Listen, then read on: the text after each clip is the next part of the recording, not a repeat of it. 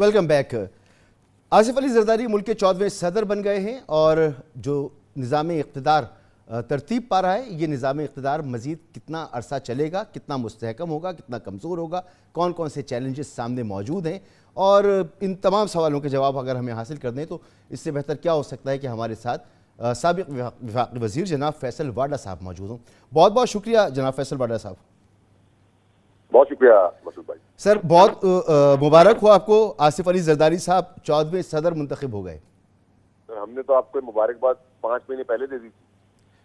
तो सर कैसा है ये मुल्क की सियासत, मुल्क के नए निज़ाम इक़्तिदार के लिए? देखिए मसूद साहब, जहाँ तक जरदारी साहब की बात है तो एज प्रेसिडेंट उन्होंने जब पिछली बार भी पाकिस्तान खपे का नारा लगाया था तो एक बड़ी बुज़बारी और एक बड़ी फार साइटेड सिचुएशन में जहाँ उनकी बेगम का इंतकाल हुआ, एक बड़ी लीडर का इंतकाल हुआ, तो उन्होंने पाकिस्तान खपे का नारा लगा के एक बड़ा पाकिस्तान के ऊपर एक सिचुएशन से निकालने की भरपूर कोशिश की, जिसकी उनको क्रेडिट देना चाहिए। और दूसरा, वो कॉन्स्टिट्यूशनल पोजीशन पर जा चुके हैं और कॉन्स्टिट्यूशनल पोजीशन भी उन्होंने बहुत ही पॉलिटिकल स्मार्टनेस की वजह से ले लिए, क्योंकि उनको भी आगे आने वाला वक्त पता है और बड़ा क्लैरिटी है उनके पास, क्योंकि पॉलिटिकल चेस के वो मास्टर है कि आगे होना क्या है। होना तो धड़ाम धड़ूम होना है। अब मेरे हिसाब से साल, सवा साल, 1.5 साल, कोई अल्लाह की मदद होगी तो 2 साल हो जाएंगे। जरदारी साहब रहे तो उनके साथ तो ये शायद इस मुद्दत तक पहुंच जाएगी इसके साथ। लेकिन सबसे पहला टेस्ट जो आपके पास आ रहा है ये बंदरबाड़ के बाद और ये तमाशों के बाद, और सूबा है पंजाब जो अब स्टार प्लस सूबा है और हमें बुज़दार 2 की शक्ल में वहां भी नॉमिनेशन मिल गई है और आइंस्टाइन भी चार्ज संभाल चुके हैं।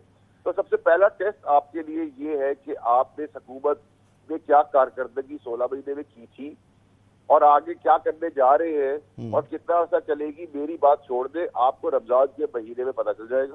ठीक है, आज की तारीख में आप लिख ले, रिकॉर्ड का हिस्सा बना ले। जो आज कीमतें हैं वो अगले 10 रोजों के बाद डबल हो चुकी होंगी। तो जब डबल हो चुकी होगी तो पाकिस्तानी कौम को अलग पता चल जाएगा और जमहूरियत का राग पटने वाले चौकीदार, वफादार, सिपाही, पहरेदार, जिनको जमहूरियत का शौक था, जिनको जमहूरियत उस वक्त तो नजर नहीं आई जब पंजाब में और केपी के में शबफूल मारा गया और इलेक्शन नहीं कराए गए और कोई सजाएं नहीं दी गई। सुबह 11 बजे जिसको 6 पढ़ते हैं और उसको शाम को 5 बजे 9 पढ़ते। फैसल भाई ये गुफ्तगू भी करते हैं, जरा ये बताएं ना कि आसिफ अली जरदारी साहब जब उन्होंने पाकिस्तान खप्पे का नारा लगाया, फिर उसके चंद महीने बाद वो सदर बने और फिर उसके बाद उनकी हुकूमत सिंध में भी मौजूद थी। आपसे हमारी गुफ्तगू हुई प्रोग्राम में ही, तो आपने एक मौके पर कहा कि ये इंसान के बच्चे बन जाए वरना पहले हाथ मरोड़ूंगा और फिर तोड़ दूंगा। तो अब ये सब इंसान के बच्चे बन चुके और क्या तब्दीली आई है? देखिए, ना तो कोई तब्दीली आई, ना कोई तब्दीली नजर आ रही है, ना तब्दील होते हुए पाकिस्तान नजर आ रहा है। तो आपके मौक़िफ़ में तब्दीली क्यों है? मेरे मौके में तो कोई तब्दीली नहीं है। जहाँ उसका क्रिटिसिज्म है वहाँ तो मेरा क्रिटिसिज्म जायज है और उन्होंने मुझे कभी उस पर एतराज भी नहीं किया। लेकिन अगर आप मुझे कहें कि उन्होंने पॉलिटिकल स्मार्टनेस नहीं की है तो मैं कैसे कह दूं कि उन्होंने की है?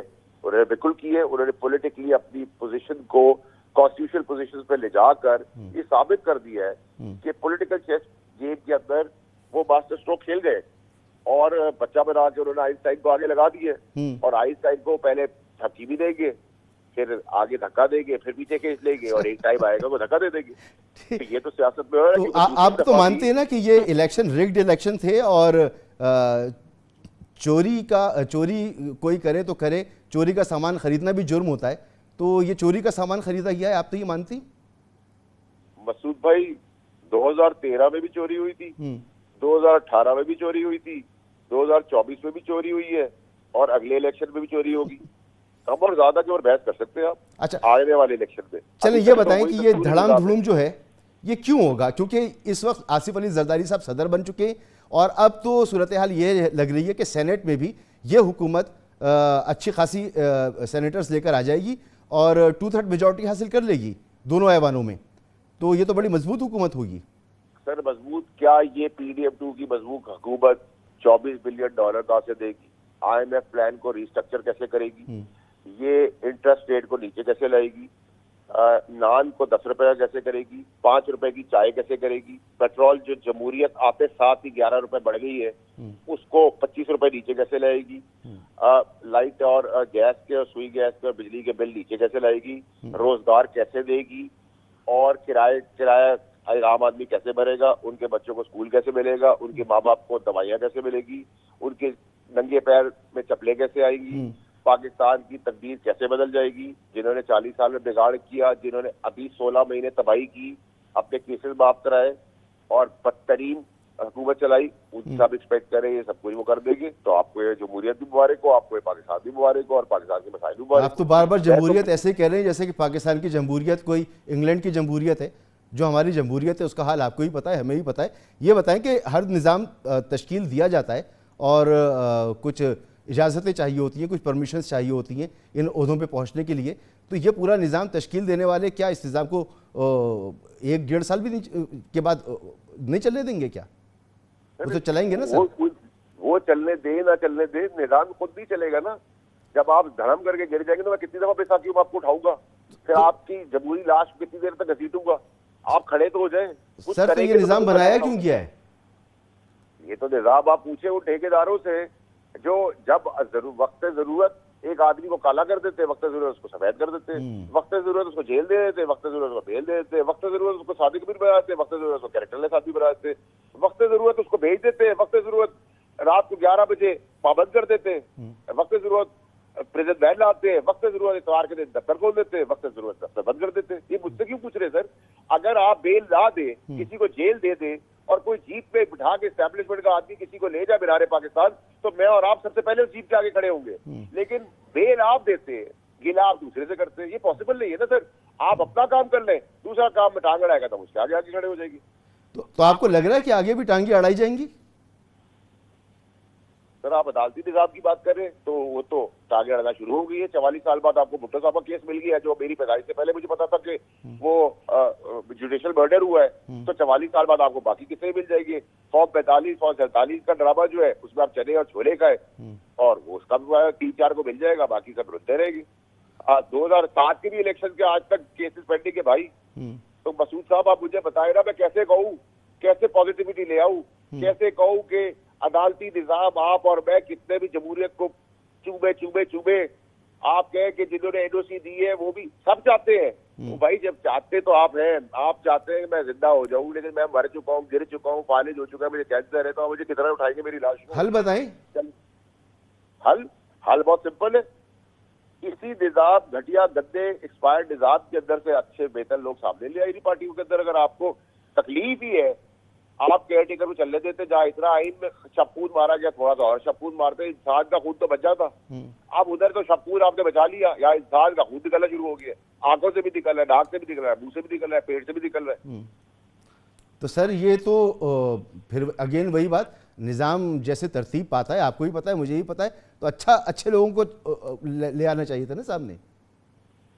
सर वो टाइम दूर नहीं है जब ऐसा निजाम अपनी करवट बदलेगा और मजबूर कर देगा कि अच्छे लोग सामने आ जाए, वरना ये निजाम ही चलेगा। भाई आप देख लेना, अभी तक तो मसूद साहब जो प्रेडिक्शन की है अल्लाह ने इज्जत रखी है, आगे भी दे रहा हूँ आपको, यही होगा जो बता रहा हूँ। नहीं तो ये निजाम क्या इनको गंदा करने के लिए बनाया है? क्यों बनाया है फिर? मुझे तो आपकी बातों से ऐसा लग रहा है। सर ये कभी कभार मैन प्रपोजेस गॉड डिस्पोजेस, कभी कभार अल्लाह की मदद आती है। अल्लाह की मदद ऐसी आई है कि सब पे थोप के कालक लगेगी और थोप के धक्का लगेगा, और ऐसा धक्का लगेगा कि इक़्तिदार का ख्वाब क्या पॉलिटिक्स का ख्वाब भूल जाएगी। ऐसा क्या होगा फैसल भाई? अल्लाह ताला करेगा ना। जब आप एक बेड़ा उठा रहे, आप खुद एक सियासी लाश है, आप बाकियों का उस लाश के ऊपर वजन रख के बेड़ा चलने का उठा रहे, तो आप धसी जाएंगे ना। आपके अंदर तो कुछ जान नहीं है। तो ये बताएं फिर अवाम को सुख का सांस कब मिलेगा? अवाम का है पाकिस्तान में मेरे भाई, यहाँ मुर्दे का वोट डलता है, उसमें साथ जीतता है। आप कह रहे हैं ना ये धड़म धुड़ुम होगा, तो धड़म धुड़ुम के बाद तो अच्छे लोग आ जाएंगे ना बकौल आपके, तो वो फिर सुकून का सांस मिलेगा अवाम को? उसकी दुआ कर रहे, क्यों नहीं चलेगा? बाकी मुल्क भी तो हमारे से इतने पीछे, जो 50 साल थे वो 100 साल आगे चले गए, उधर भी कुछ लोग ही आए थे ना जिन्होंने काम किया था। मगर इस दफा तो देखे ना, इकोनॉमी के लिए SIFC मौजूद है। मैंने सुना है। अच्छा सबसे पहले बताएं, आप क्या सेनेटरशिप के लिए जा रहे हैं? सेनेटर बन रहे हैं आप? पता नहीं है, तो आप मुझे बता रहे हैं, कोशिश कर लेंगे उसकी भी। अमेरिका ले लड़ लेंगे सर, आप जैसा हुक्म करेंगे वैसा कर लेंगे। नहीं बताए ना, लड़ रहे हैं आप क्या नहीं लड़ रहे? सर आप एज ऑफ नाउ तो मुझे नहीं पता कि आप किस कॉन्टेक्स्ट में कह रहे हैं, किसी पार्टी में जाके सेनेटर बन रहा, आप ये कह रहे हैं? मैं सर, आप क्यों नहीं बन सकते? माशाल्लाह जरदारी साहब के साथ अच्छे मरासिम हैं आपके, आप बिल्कुल बिल्कुल है, बहुत अच्छे मरासिम है मेरे उनसे। तो फिर मुझे बेटा का है। हाँ, बेटा का है तो बेटे को वो सेनेटर तो बना देंगे वो। आप कह देंगे, मैं पूछ लूंगा। अच्छा चलें, ये जो आपने आप अभी नहीं बताना चाह रहे, ना बताएं, मेरे ख्याल में तो बनना चाहिए, हमें तो खुशी होती है आपको ऐवानों में देखकर। ये जो आप कह रहे हैं कि धड़ाम धुड़ुम हो जाएगा, तो धड़ाम धुड़ुम के बाद जो लोग आएंगे वो कौन लोग होंगे, कैसे लोग होंगे, और क्या वो तमाम मसाइल पर को हल कर सकेंगे, ये तो बताएं ना आप। SIFC का जिक्र किया। SIFC क्या सिविलियन इदारा चलाने वाला है, जमहूरी इदारा चलाने वाला है, सियासतदान चलाने वाले, उसका क्रेडिट आप दे आर्मी चीफ को, और इसमें भी शर्म भी आनी चाहिए। जिसने अच्छा काम किया उसको मैं यही तो कह रहा हूँ सर कि माशाल्लाह से वो होंगे। मैंने सुना है कि मोहसिन नकवी साहब जो हैं वो वजारत दाखिला संभालेंगे, सरफराज बुगटी साहब बलोचिस्तान संभाल रहे हैं। माशाल्लाह पूरा निज़ाम बड़ा ज़बरदस्त पावरफुल निज़ाम बन रहा है। तो ये धड़ाम धुड़ुम क्यों होगा? ये तो बड़े अच्छे लोग हैं सारे के सारे, SIFC वगैरह, ये वो पैसा भी आएगा, निज़ाम भी चलेगा, मुल्क में अमन व अमान भी होगा। SIFC के ऊपर तो सारा का सारा निजाम खड़ा हुआ है अल्लाह पाक के हुक्म से, और अल्लाह उनको कामयाबी दे। वो एक नियत ईमानदार इंसान है आर्मी चीफ जो है हमारे, तो जरूर कामयाबी दे, लेकिन उसका क्रेडिट भी उन्हीं को जाएगा ना। अब वो क्रेडिट तो किसी और को उठा के नहीं नहीं सर, बिल्कुल उनको क्रेडिट जाएगा, मगर उसकी सम्राट अवाम को भी मिलेंगे ना। हाँ बिल्कुल मिलेंगे, पर उनके तवज्जुह से मिलेंगे ना भाई, सियासतदान के तवज्जुह से नहीं मिलेंगे। सर जरिया कोई भी हो, वास्ता कोई भी हो, मैं तो आपसे ये पूछ रहा हूँ कि अवाम को सुख का सांस कब मिलेगा? सर आवाम को अभी उम्मीद अच्छी रखनी चाहिए, आइंदा आने वाले महीने और सालों के बाद बहुत अच्छा सांस मिलेगा सबका। महीनों और सालों, महीनों तो बर्दाश्त कर सकते हैं अवाम, सालों की आप बात कर रहे हैं? सर 1.5 साल, 2.5 साल, 2 साल ही हो जाते हैं ना। अच्छा 2 साल। तो ये बताएं कि हुकूमत शहबाज शरीफ साहब लीड करेंगे, लेकिन पीछे नवाज शरीफ साहब की डायरेक्शन होगी। उन्होंने कहा है कि काबीना जल्दी बनाए, उन्होंने ऑर्डर किए शहबाज शरीफ साहब को, हिदायत दी हैं।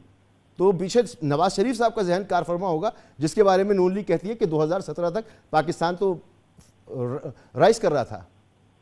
नहीं, वो खुद तो राइज नहीं हो सके अपने दिमाग से इस बार, तब राइज जरूर हो गए, लेकिन अभी तो मैं नहीं समझ रहा कि उनका कोई दिमाग चलेगा। अभी तो दिमाग और जोरे बाजू जो है वो पीपल्स पार्टी के बरूने मिन्नत चलेगा, जितना भी चलेगा। अच्छा, और तो वो तो आप कह रहे हैं कि उनका वो राइज नहीं हो सके, वो किंग के बजाय किंग मेकर बन गए। नहीं सर, अब वो जूस मेकर है या मिल्क मेकर है या कॉफी मेकर है, ये तो वक्त ही बताएगा, और वक्त ने बता भी दिया है। लेकिन किंग मेकर भी वो कहाँ से? किंग मेकर तो जरदारी साहब है। सर अपने भाई को उन्होंने आगे किया, सबसे बड़ी अक्सरियती पार्टी जो है वो नून लीग है। अब तो PTI की भी नशिस्तें उनको मिल गई, उनकी तो बल्ले बल्ले। सर देखिए सर, मसला ये है कि ना तो वो अपने भाई को आगे लाए, ना उनका भाई आगे आया है। वो तो उनका भाई बुला लिया गया है जरदारी साहब के जोरे बाजू के ऊपर। उन्होंने उनको ताज जो कांटों का जो ताज है वो उनके सर पे नहीं लगाया, वो उस कुर्सी पे रख के उस पर उनको बिठा दिया है। तो चीज भी निकली और झटका भी हुआ है। तो आगे आगे देखिए होता है क्या। तो ये धड़ाम धुड़ुम जब होगा उसके बाद आप क्या समझ रहे, पीपल्स पार्टी लीड करेगी? पॉसिबिलिटी है, अगर थोड़े दिन और आपको निजाम चलाना होगा आगे। ठीक, बहुत बहुत शुक्रिया जनाब फैसल वाडा साहब। एक अच्छी खबर ये दी है उन्होंने कि चंद हफ्तों या चंद महीनों या चंद सालों बाद आवाम को सुख का सांस मिलेगा। इजाज़त दीजिए, अल्लाह हाफिज़।